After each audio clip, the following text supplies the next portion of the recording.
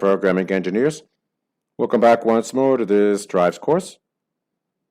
We are already going into our final section.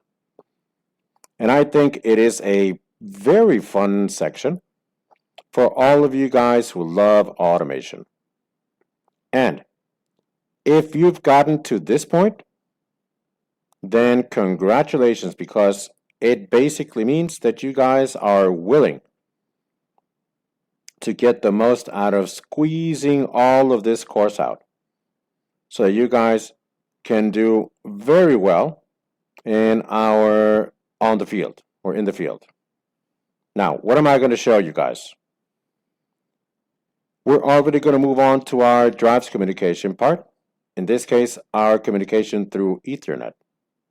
Now, I'm going to explain this to you in our next video in larger detail, especially its advantages. But on this video, I'd like to show you guys a small secret once we, now that we're a little bit deeper in our PowerFlex 525, which consists of the following. I had previously told you guys that these types of drives need to be powered on, or they need an input feed with 380 volts upwards. So then, if we wish to configure in our offices or our industrial plant, but we don't have a 380 volt connection or 440 volt connection, an option to run simple configuration, and so that you guys keep in mind that if you wish to change the firmware, or if you only want to change communication parameters, it can be done through this way. We have here on the top, of our drives, we have a location, a secret compartment, which says that here we can we can connect the USB drive. But if we open our lid, for example, here we go, and we can't find a USB connection port, then what's happening really?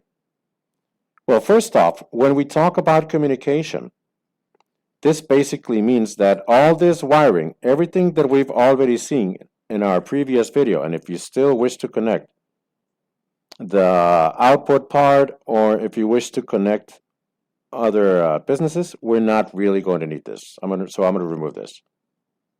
I'm going to remove all of this, and it's not really going to work. So everything that we've already seen in our course related to external inputs, we've seen it already. So communication, I'm not going to be able to connect the thing in our terminals unless it's something that is absolutely necessary. For example, the safety part. But it's going to be the minimum amount of wiring possible. Now, what's the only thing that I'm going to be connecting? The Ethernet communication part, which I'm going to explain in the near future. But right now, what I'm mostly interested in is how the USB connection part is.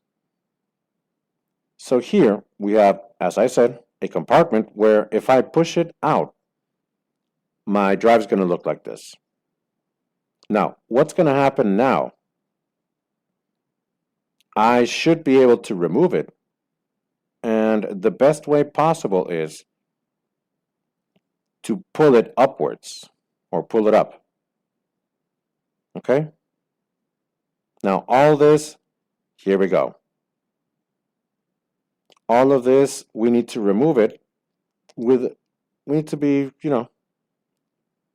need to do this hard. But it seems that our drive has already been transformed. Now, this, let's say, is our control part. And this is our potency part. So we're not going to be able to remove this logically, because this is only to allow enough potency for our motor. Okay? Now, what is this for? If I turn this, then I will be able to find our USB slot. Now, I'm going to connect this, and I'm going to have my cable here. And I'm going to connect this firmly, but be very careful so that it matches. And now I should be able to connect my USB to my control module. Okay? All right. Now, I should pause my video to connect my computer, my USB cable, or to connect my USB cable to my computer. So when I run this, it's going to be my display is going to be completely shut off. And now I'm going to pause the video, and I'll see you guys in the next one.